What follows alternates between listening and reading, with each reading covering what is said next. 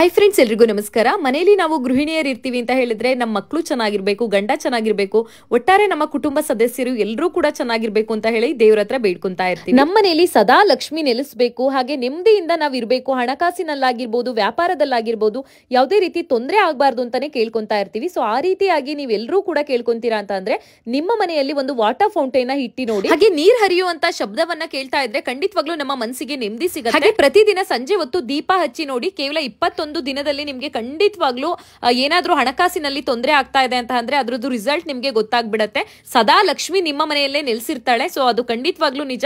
So ನಾನು ಕೂಡ ಇಲ್ಲಿ ಗ್ರೇ ಮೋಡ್ ಅನ್ನೋ ಒಂದು ಇನ್ಸ್ಟಾಗ್ರಾಮ್ ಪೇಜ್ ಇಂದ ಈ ಒಂದು ಕಮಲಂ ಫೌಂಟೈನ್ ತರಿಸ್ಕೊಂಡಿದ್ದೆ. ನಿಮ್ಗೆ ಯಾರಿಗಾದ್ರೂ ಇದು ಇಷ್ಟ ಆಗಿ ಪರ್ಚೇಸ್ ಮಾಡ್ಬೇಕು ಅಂತ ಅನ್ಕೊಂಡ್ರೆ ಅವ್ರದ್ದು ಇನ್ಸ್ಟಾಗ್ರಾಮ್ ಪೇಜ್ ಕೂಡ ಟ್ಯಾಗ್ ಮಾಡಿರ್ತೀನಿ, ನೀವು ಅಲ್ಲಿ ಹೋಗಿ ಚೆಕ್ಔಟ್ ಮಾಡಬಹುದು. ಅಂಡ್ ಅವ್ರದ್ದು greymode.in ಅಂತ ಹೇಳ್ಬಿಟ್ಟು ವೆಬ್ಸೈಟ್ ಲಿಂಕ್ ಕೂಡ ಇದೆ, ಅಲ್ಲಿ ಕೂಡ ನೀವು ಹೋಗಿ ಪರ್ಚೇಸ್ ಮಾಡಬಹುದು. ಅಂಡ್ ಇದನ್ನ ನಿಮ್ಮ ಮನೆಯಲ್ಲಿ ಎಲ್ಲಿ ಬೇಕಾದ್ರೂ ಇರ್ಬೋದು, ಆದ್ರೆ ಭಕ್ತಿಯಿಂದ ದೀಪ ಹಚ್ಬಿಟ್ಟು ಬೇಡ್ಕೊಳ್ಳಿ, ಖಂಡಿತ ಒಳ್ಳೇದಾಗತ್ತೆ.